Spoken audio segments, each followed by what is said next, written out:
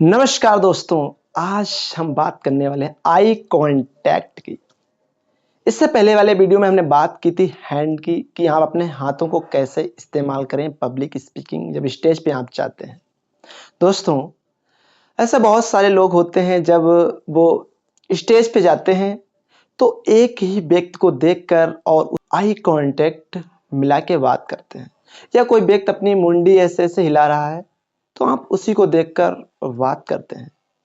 या कभी-कभी ऐसा होता है कि बहुत सारी ऑडियंस बैठी हुई है और उसमें आपके सीनियर भी बैठे हैं, तो आप अपने सीनियर को ही देखकर आई कांटेक्ट कर रहे हैं और बाकी सारी ऑडियंस को आप नहीं देख रहे हैं। तो ऐसे में बाकी जो सारी ऑडियंस है, वो अपना मोबाइल निकाल लेती है, इंस्टाग्राम चलाती है, व्हाट्सएप चलाती है, रील देखती है या आपस में बात करने लगती है। ये आपको ध्यान रखना है। कभी-कभी ऐसा होता है कि हम लोग पावर पॉइंट प्रेजेंटेशन ऑडियंस को दिखाते हैं, तो उसमें क्या करते हैं कि हम लोग अपना पूरा का पूरा सिर ऐसे पीठ घुमा लेते हैं और ऑडियंस को पीठ दिखाते हैं और फिर बताते हैं। तो ऐसे में क्या होता है कि हमारा आई कांटेक्ट टूट जाता है। या कभी-कभी ऐसा होता है कि हमें जब पावर पॉइंट प्रेजेंटेशन देना है, तो नेक्स्ट प्रेजेंटेशन दिखानी है, तो उसमें और उँगली ले जाके उसके ऊपर ऐसे दबा के क्लिक करते हैं। उतनी भी देर में आई कांटेक्ट टूट जाता है। आपको ऐसे में क्या करना है, आप एकदम देख बटन को उँगली से दबाते हैं और फिर आप आराम से अपने फुल पोजीशन में आ जाते हैं। या कभी-कभी ऐसा होता है कि बहुत सारे लोग व्हाइट बोर्ड के ऊपर लिखते हैं और अपना पूरा का पूरा सिर ऐसे घुमा लेते हैं और अपनी पीठ दिखाते हैं, लिखते रहते हैं और बोलते रहते हैं। आप जब व्हाइट बोर्ड के ऊपर कुछ लिखते हैं तो आप ऑडियंस से बोल दीजिए कि 1 मिनट रुकिए, मैं कुछ लिख रहा हूँ फिर आपको बता रहा हूँ। या कभी-कभी ऐसा होता है कि लोग अपना प्रेजेंटेशन देने के लिए आते हैं और प्रेजेंटेशन देते हैं तो उस वक़्त उँगली से एक-एक शब्द पढ़ रहे होते हैं। ये दोस्तों आपको नहीं करना, क्योंकि आपको पता होना चाहिए कि मैं ऑडियंस के सामने क्या प्रेजेंटेशन देने वाला हूँ। और आपको एक-एक चीज़ रटी होनी चाहिए पहले से। बस आप पावर पॉइंट को देखें और आप ऑडियंस के सामने उसको बोल सकें बहुत प्यार से। ये सारी जो प्रेज़ेंटेशन होती है वो ऑडियंस के लिए होती हैं और हम लोगों के लिए नहीं होती। हम लोग तो सिर्फ़ उसको देखेंगे और उसको बताना शुरू कर देंगे। ये आपको ध्यान देना है। और सबसे एक अच्छा तरीका है आई कॉन्टैक्ट बनाने का। मिरर से ज़्यादा प्रैक्टिस कीजिए घर पर। जितनी ज़्यादा आप मिरर के सामने आई कांटेक्ट बना के प्रैक्टिस करते हैं, उतना ही ज़्यादा आप ऑडियंस के साथ अच्छा आई कांटेक्ट बना पाते हैं।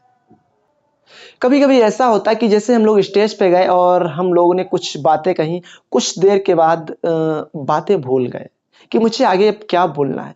तो उस वक़्त हम लोग क्या करते हैं, बहुत ज़्यादा नर्वस हो जाते हैं या अपना मोबाइल फ़ोन निकाल लेते हैं तो उसको चेक करने लगते हैं। या कभी-कभी ऐसा होता है कि जो माइक है उसको बार-बार टेस्ट करते हैं और बार-बार उसको हेलो, हेलो, हेलो इस टाइप के चेक करने लगते हैं। तो उस वक़्त आपको क्या करना है? Deep breath, smile, think, talk. आपको प्यारी सी स्माइल करनी है, थिंक करना है और उसको साँस लेनी है आराम से। इतनी देर में आपको सोच लेना है क्या आपको बोलना है और आप प्यार से फिर बात अपनी बोल सकते हैं जो भी आपको कहना है। आपका अनुभव बोलता है। आप पहले से ही जो आपने तैयारी करके रखी है और जो आपके पास आपको बहुत ज़्यादा तैयारी है, तो आप अच्छी तरीके से ऑडियंस को आप बता पाते हैं। तो जो आपने लिख कर रट के गए हैं, वो आप सारा का सारा भूल जाते हैं। आप आई कॉन्टैक्ट बहुत प्यार से बना सकते हैं। जब आप याद करके गए वो सारा का सारा आप भूल जाते हैं और उसके बाद में आप क्या होता है कि आप आई कॉन्टैक्ट आपका टूट जाता है। तो आपको ये ध्यान रखना है कि मेरा सेंटेंस आगे क्या होगा ये मुझे नहीं पता है, लेकिन आपको स्माइल बना के रखना कि ऑडियंस को पता ना लगे कि आप सेंटेंस भूल गए हैं। उसी वक़्त आप ब्रेथ साँस लीजिए और इतनी देर में अपना सेंटेंस याद कर लीजिए। या कभी-कभी ऐसा होता है कि जैसे ही आप कोई सेंटेंस भूल गए हैं, तो आप उस वक्त ऑडियंस से कोई क्वेश्चन कर सकते हैं, बात पूछ सकते हैं या कोई कहानी से स्टार्ट कर सकते हैं। ऐसे बहुत सारी बातें हैं, वहाँ से आप स्टार्ट कर सकते हैं।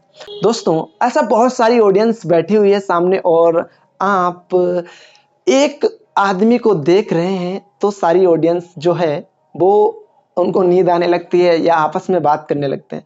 तो आप चंक बना के देखिए, सामने ऑडियंस बैठी तो वहाँ पे आपको चंक बना के देखना, इस साइड में ऑडियंस बैठी तो इधर आपको देखना है, इस साइड में बैठी तो आपको इधर देखना। बारी बारी से आपको सारी ऑडियंस को देखते रहना है और कभी आपको पीछे ऑडियंस को खड़ा करना है, कभी इस साइड का, कभी उस, आपको स्टोरी क्रिएट करना है या क्वेश्चन करना है।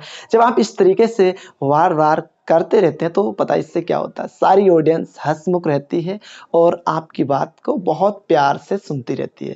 वो आपस में गपशप नहीं करती है और आपका आई कांटेक्ट बना रहता है। दोस्तों, नेक्स्ट वीडियो में हम बात करेंगे आपको अपने पैरों को कैसे रखना है और आपके बॉडी का पोजीशन कैसा होना चाहिए। थैंक यू सो मच दोस्तों, वॉचिंग फॉर वीडियो।